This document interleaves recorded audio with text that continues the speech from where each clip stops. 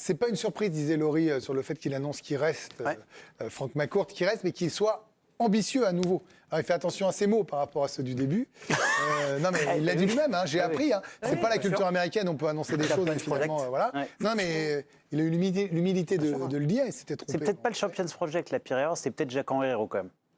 Ça lui a coûté plus cher en tout cas, c'est clair. Mais en tout cas, il affirme les ambitions, un nouveau projet, les mêmes hommes. Il confirme ce que Pablo Longoria disait, le nouveau projet de 3 ans. Et je pense que ce qu'a besoin l'Olympique de Marseille, c'est de la sérénité. Ils ont vécu une saison catastrophique en coulisses.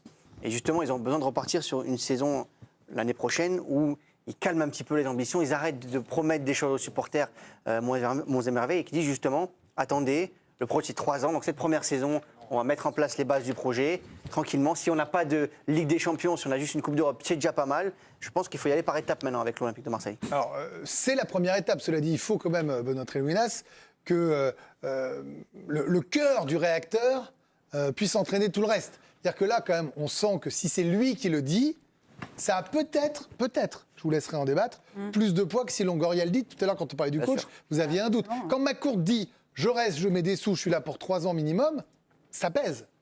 Bien sûr, et puis ça rassure aussi les joueurs. Les joueurs, le prochain staff aussi qui va arriver. Et puis, je mets vraiment l'accent sur les joueurs. Je me mets à leur place. Si le président dit « voilà, je reste, je remets de l'argent », ça rassure, on passe de meilleures vacances, on se dit on va repartir sur un nouveau projet, on va faire ce qu'il faut pour faire mieux que la saison précédente. Et forcément, c'est plutôt une bonne sortie de la part du président. Ça veut dire, Giovanni, que Pablo Longoria sera à la tête de l'Olympique de Marseille la saison prochaine. À la saison prochaine, oui. Oui. Oh, non, mais et sur les 3 ans, a priori, s'il n'y a pas de séisme. Ça, pour le coup, moi, on ne peut pas avoir plus loin que la semaine pour l'année. Non, mais la saison prochaine, oui. Mais après, il y a aussi parfois le discours de Pablo Longoria, parce que alors c'est toujours les journalistes, selon les acteurs du foot et les dirigeants, qui racontent des bêtises. Mais parfois, lui aussi a dit qu'il n'en pouvait plus de l'OM, que c'était trop dur et qu'il avait aussi envie de partir. Il le disait parfois en off. Donc voilà. Moi, ce qui me dérange dans le management de Franck McCourt, c'est que je pense qu'il a fait confiance à Pablo Longoria, c'est très bien. Mais je pense que Pablo Longoria, à un moment, il avait besoin d'un garde-fou. Et c'est pour ça que c'est bien, il y a que cette relation avec Mehdi Benatia, qui est un élément extérieur de son cercle, pas comme l'était Ribalta, et qui peuvent avoir un vrai binôme complémentaire. Je pense que Longoria n'est pas encore prêt à être un vrai président à temps plein. Mais quand même, ça fait un moment qu'il est président.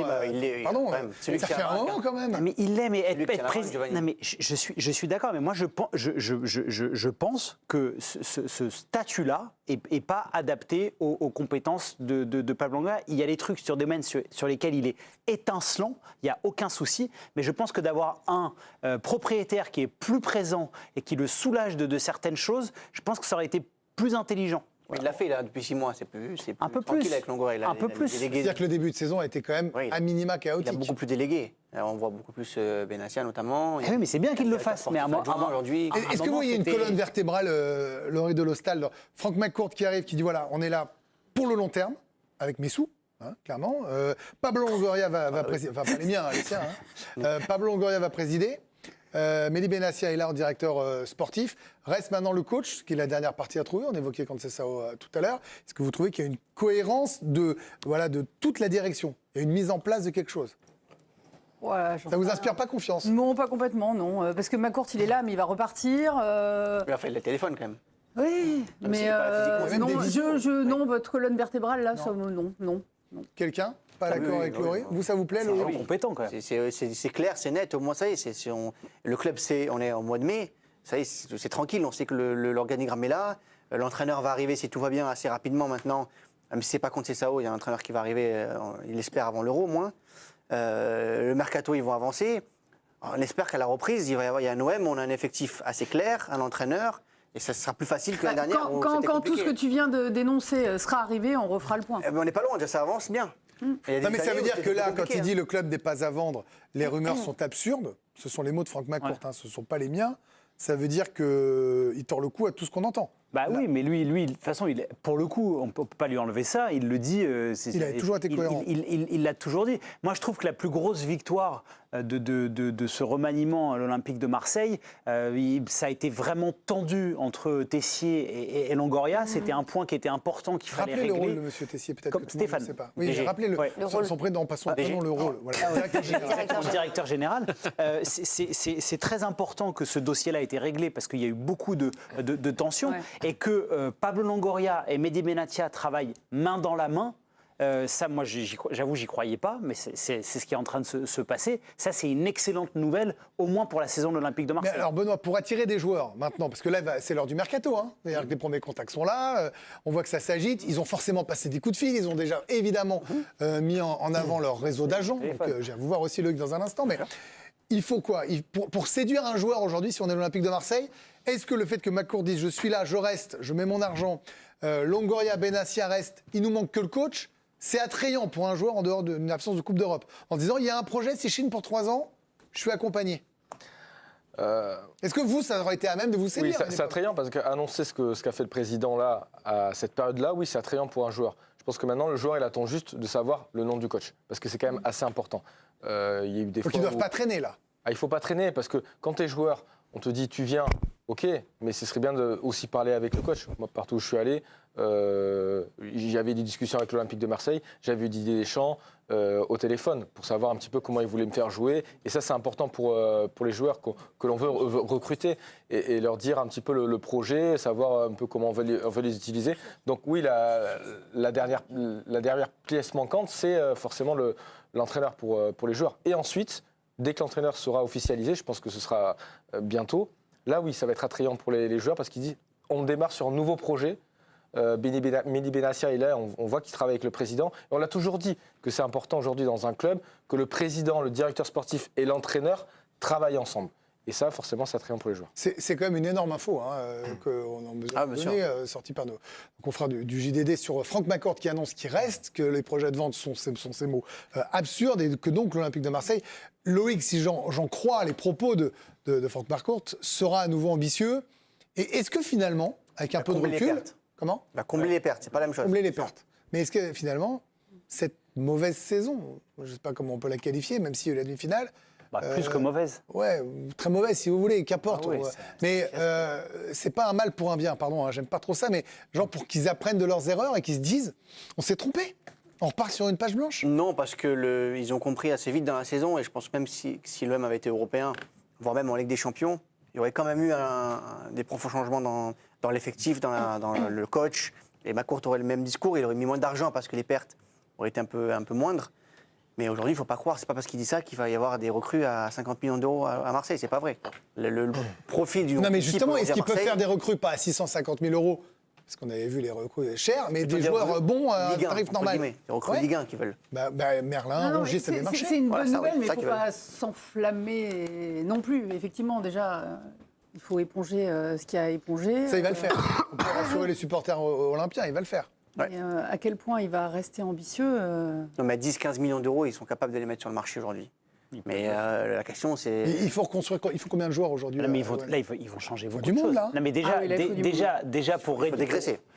Exactement, pour réduire ce que Franck McCourt va devoir compenser, il va y avoir une opération dégraissage, parce que la politique salariale à l'Olympique de Marseille, elle était quand même... Deuxième masse salariale du championnat. Voilà, elle était quand même très, très importante. Donc il y aura ça. Après, le plan de stabilité aussi sur les 3 ans qui est en train de mettre en place, ça répond aussi à une logique économique. C'est-à-dire que si tu n'es pas européen, avec la stratégie qu'ils avaient en place, à faire autant de transferts, à jouer quelque part, alors c'était malin. Des paris. Non, mais quand ça marche, c'est génial. Mais le problème, c'est quand la machine s'enraye et que tu n'es pas européen, les options d'achat, elles sont là, les salaires, ils sont donnés. Et donc, c'est compliqué.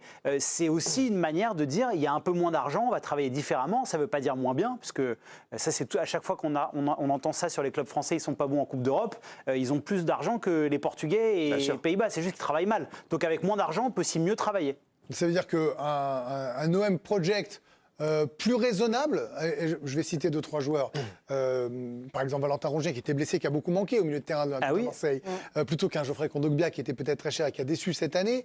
Un Merlin qui est arrivé de Nantes sur 6 premiers mois, qui a un cas, tout n'a pas été bon. Mais c'est ce genre de joueurs, Benoît Trémonas, que l'OM doit jouer, des joueurs qui connaissent bien la Ligue 1 et qui ont de l'ambition, eux. Je pense que pour démarrer sur un nouveau projet, c'est bien d'avoir des joueurs qui connaissent très bien la Ligue 1. Des joueurs aussi qui jouent à l'étranger, mais qui ont déjà joué en Ligue 1. Ouais. Ça peut aussi bien fonctionner. Et l'absence d'Europe, quand même, est-ce que ça ne met pas un frein à ce que vient de dire Franck McCourt ?